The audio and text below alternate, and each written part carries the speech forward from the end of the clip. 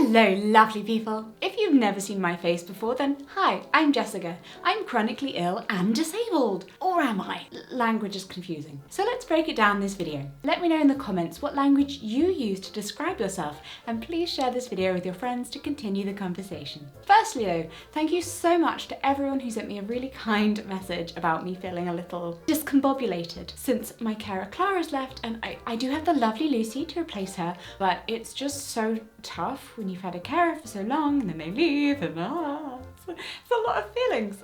Secondly, thank you to Care Of for sponsoring this video and making my vitamin regime pretty and educational, and I mean honestly giving me the first good night of sleep I've had in a while thanks to their melatonin shots. I'll tell you a little bit more about them later, but for now let's answer the question, what is the difference between a chronic illness and a disability? Are they even different? Life is very confusing. The 2020 motto.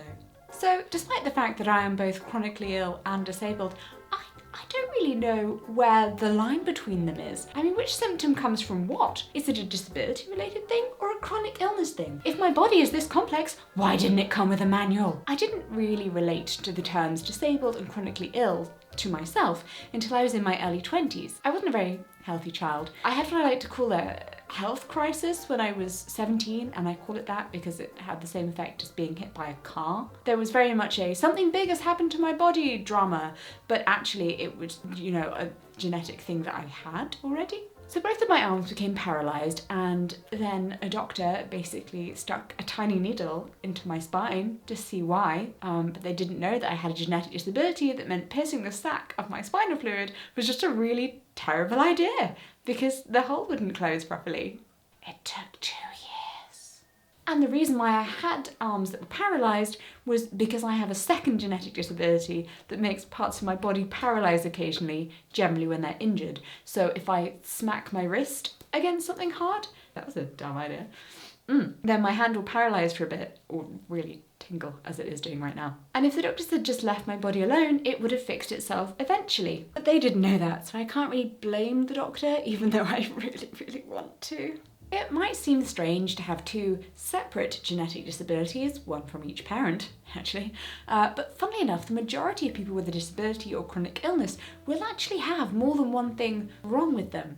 That's just because your body is this amazing and complex mechanism that survives very delicate balance, and once one thing is out of whack, then other things start to fall apart as well. Basically a house of cards. Please take care of yourself. So, the two things that are wrong with my genes would be perfectly manageable individually, but because I have both, they tend to interact in bad ways. And thus, when I'm ill or injured, I get really bad really quickly unless we catch it fast. This summer, I injured my back and pretty much ignored it for 2 weeks, so my body paralysed me from the waist down. I had to go to hospital because I couldn't pee, and honestly, that's just unnecessary drama. Much like my stupid spinal fluid just dripping out of my body. It had some pretty awful effects, actually, including stopping me from being able to lift my head above my body without vomiting or passing out, and I was thus plunged into the world of disability. Kind of. I was pretty much unconscious for 2 years, so I guess my parents were plunged into the world of disability and I was just there like a really good-looking potato. I don't know what language was used officially, but we definitely referred to me as being ill. However, I didn't think about any kind of label for myself at all. I don't think I believed I was disabled or anything similar, because definitely to start with, it felt like this was just a thing, and that once I got through the thing, my life would be remarkably different, and that my health would just to the side. I don't know. I didn't consciously believe that I would be better because the fact that I felt ill was in itself very detached from me. But whenever I imagined the future, which was pretty much every minute of every day, I was able to do pretty much anything, including driving a car, which I'm really waiting for that one. I didn't assume I would get better because I guess I didn't think I was ill. It was just this very dreamlike state that may obviously have been helped by massive doses of painkillers and being so ill I couldn't really think straight. But when have I ever thought straight? It wasn't a particularly healthy way for me to be moving through life, obviously, because I couldn't really engage with anything. I couldn't see joyful or fun moments in my life because I was unwilling to step into this as my life. If I stayed detached, then I couldn't be hurt by what was going through, but I just couldn't connect with anyone. And it was only once I did then start to accept that my illness was a part of me, just like the colour of my eyes, that I could feel joy again. Because it's hard to love when you don't love yourself, to paraphrase RuPaul. Although I received help from the child disability services in my local school area, I again didn't really start applying the label disability to myself until I saw an advert on Facebook that said, "Are you glamorous and disabled?" Check!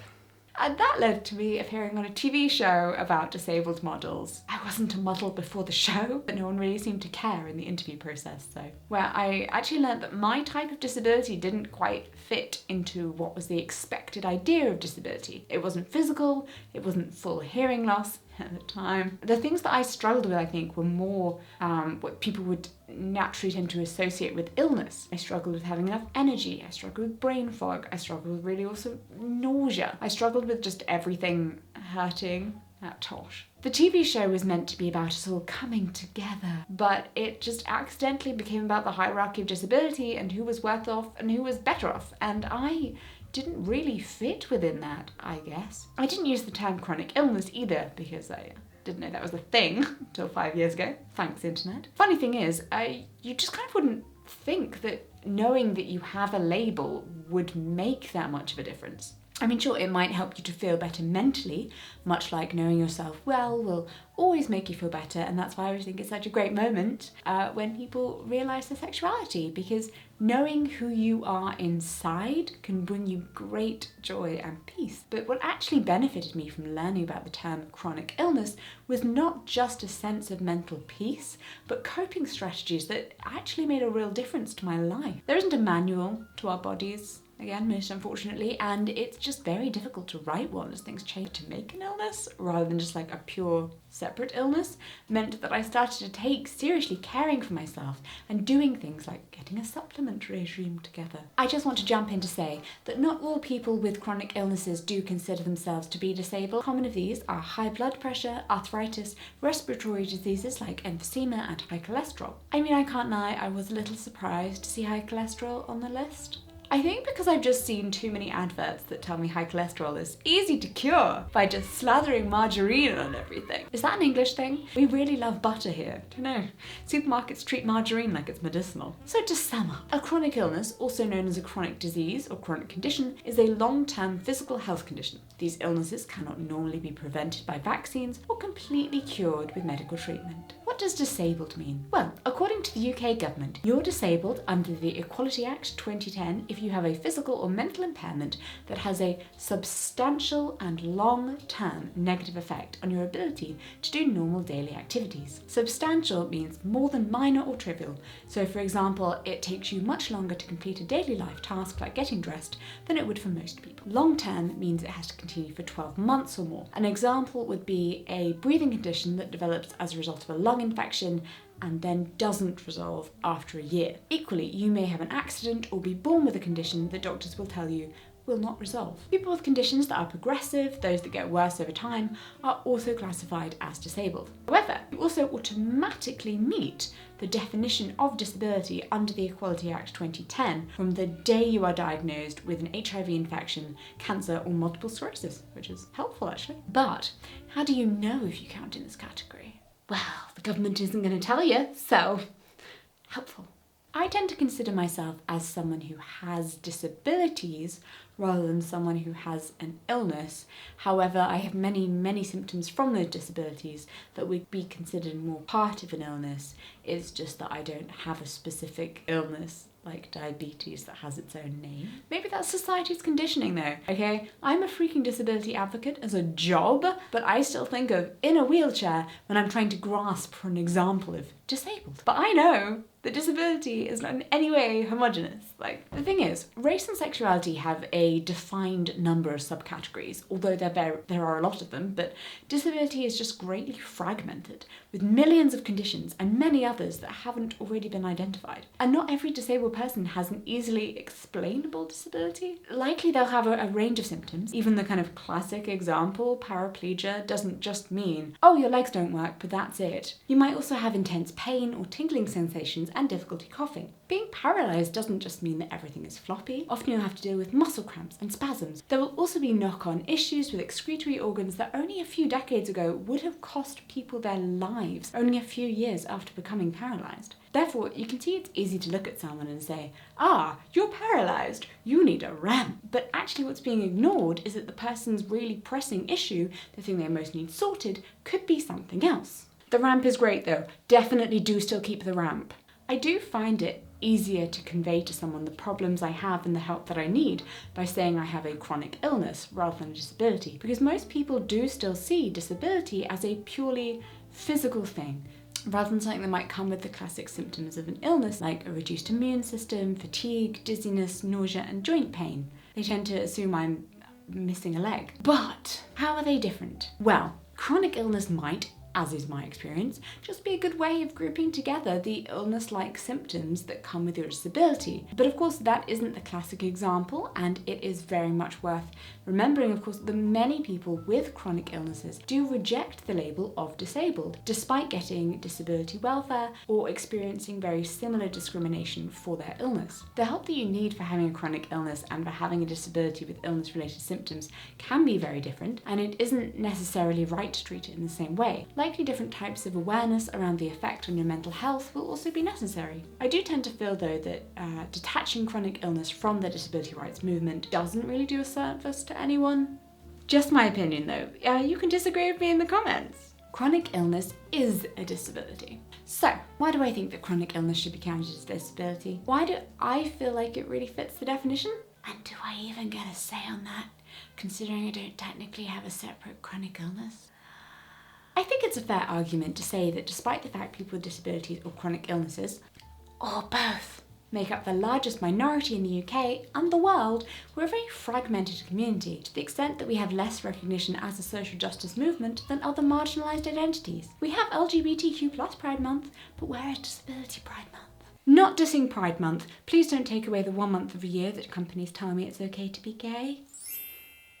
We all know how difficult it is to navigate life with a disability or chronic illness, and the issues that you're coming up against aren't that different. It's hard to get a standard job when you have a disability, and it's hard to get a standard job when you have a chronic illness. And the online disability activism community really helped me to reassess those priorities. So what does the disability rights movement need? Unity! With unity, we have power, which doesn't mean that we need to see our diversity as a community as an issue or a weakness. While certainly we all face different issues, and it doesn't really do anyone any favours to ignore that diversity. Unsurprisingly, mental illness and vision loss do actually need different types of assistance. Having differing experiences means we have different skill sets that we can bring to the party, because every day should be a party. Rather than seeing our differing experiences as divisive, let's instead consider them as learned experiences and a chance to learn about the experiences of other people. We're also all facing challenges that come with trying to adapt into a very restricted idea of normal. Essentially, life is a series of round holes,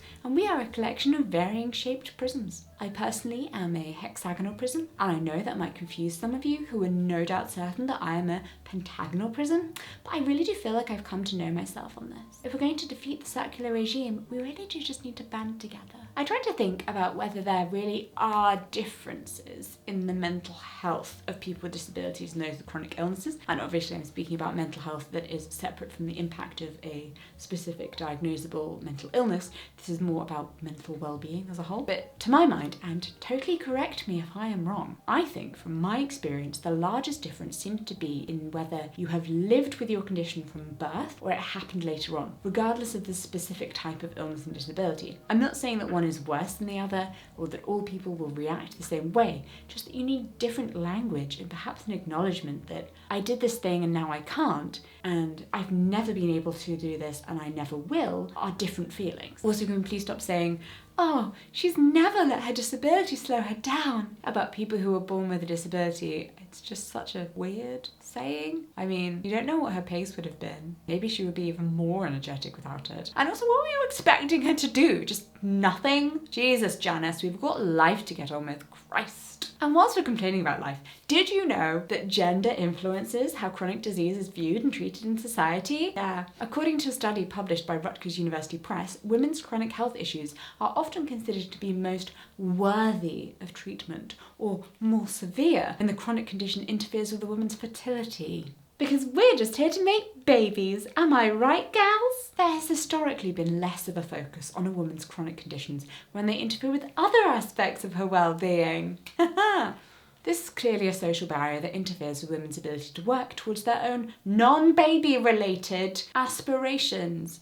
Because we have them. Let's take a deep collective sigh. In and out. So, what have we learnt in today's video? Well, whether it's accessibility, breaking down stigma, or advancing our collective interests, we are all helped by a deeper understanding of each other. And my darling, whatever you wish to call yourself, you go right ahead. Because words are actually just nonsense sounds that we've strung together in an attempt at communication, and none of it is perfect. And it's a complete hodgepodge, and whatever makes you happy, whatever you want to think of yourself as, whatever words make you feel relieved to have them applied to you, I want you to go right ahead and own it. Yes, words are helpful in finding your community. Yes, it's delightful to know others with the same label attached to them. But when it comes down to it, when it really matters, we are all just mushy little creatures bobbing along, trying to make connections with others and to be loved for who we are. So you do you. You do absolutely fabulous you. Thank you again to Care of for sponsoring this video, and I will see you next time.